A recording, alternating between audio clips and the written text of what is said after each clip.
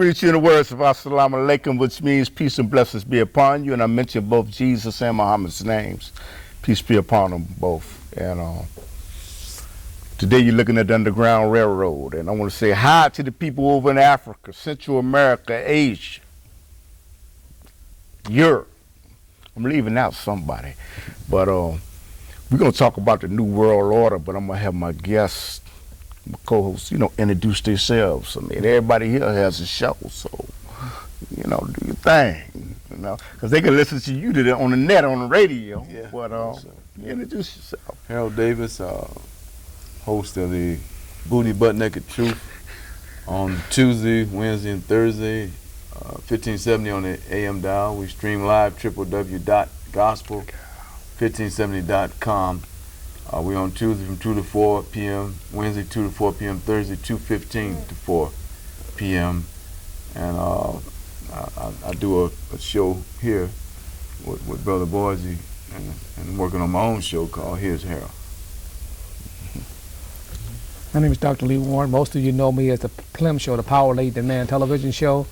We've been on some 20 years on the cable here, CAN TV. We're on every Thursday from 8:30 to 9:30, Channel 36, and reshown from 10:30 to 11:30 on the same channel, Channel 36. YouTube, Plem, YouTube, on SEP 2520. We're on Viewpoint with Mark Sims and Underground Railroad. So we cover basically the web and trying to inform people of what is truly taking place in the world, the reality and not the illusion. Well, I'm former Alderman Virgil Jones, co-host with Brother Bradley on one of the greatest shows I know, which is known as the Underground Railroad. I'm sitting amongst all these great men right here. There's people that are looking at this show because this show is going to be on YouTube. We transcended from a local show to a global show like yourself, because I know y'all on YouTube. And there's people, looking, man, they want to know what exactly is New World Order. I'm going to start with Brother Harold. Well, I think the back of the dollar, Novus Ordo Seclorum, has been on there, which means New World Order since, 1930? 1913. 1913. And so they've been talking about this New World Order a long time. We just didn't know it. And for it to be on the back of the dollar bill in Latin. And, I do know doctors write prescriptions in Latin. The RX means recipe unknown. And so for some reason, the Catholic does, the Archdiocese and the Vatican, they do their so-called masses in Latin in Rome. And so it's something, I guess, about the Latin and the connection with English, the English language. Yes. Must have some kind of connection. And I'd have to ask Dr. Warren or Brother Alderman Jones about that. Yes. Well, you mentioned Latin. Latin originally was your language and my language. 10,000 years ago. Okay. Because we were right here on this continent with governments everywhere. But they had to get rid of them so that you didn't know that you were more. All right? And that's the people of the earth. You want to comment on that, Professor? Well, as he went back 10,000, I'll just say, in recent time, the model that they're using is, remember that the Romans, Roman Empire, which the Roman Catholic Church was made the official religion of,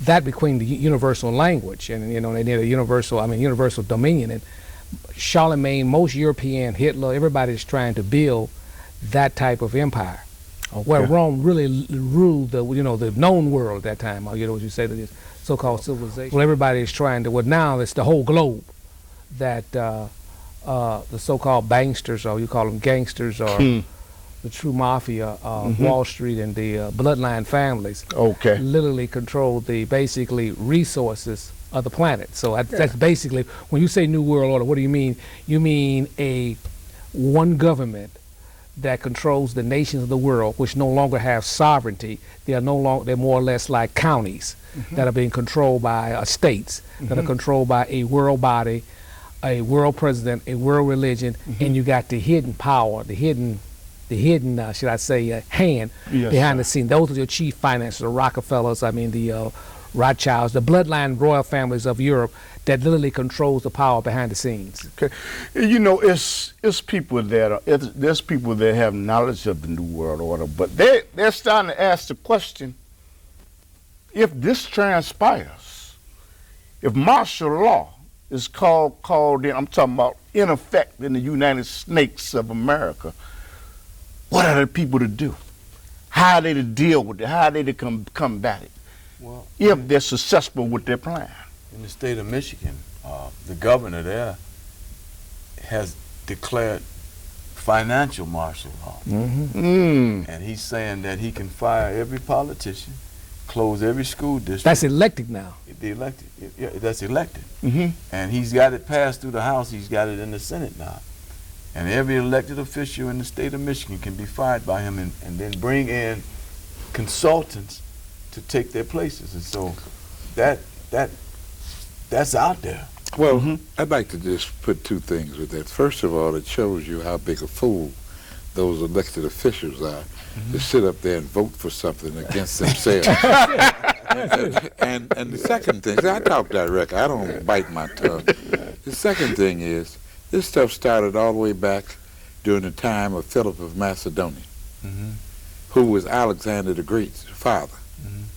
And after he was killed, his son went on to try to rule all of the then known worlds. Yes, sir. And obviously there was somebody even back then behind the scenes because they killed him, got rid of him. Then you came on up to this time, you had people like Henry Kissinger, who wrote Memorandum 2000 and said we only need 500 million people on the planet Earth. When there's over 6 billion right now. That's it. And we got to eliminate them through war, sickness, famine. They ain't got no food.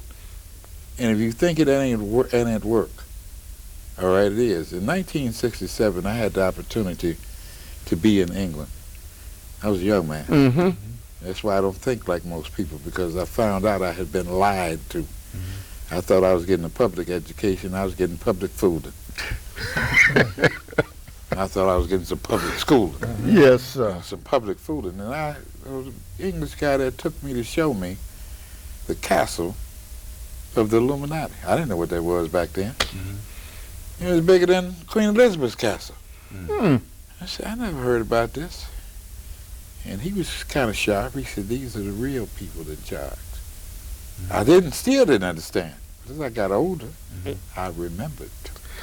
I want to go back, to the original question.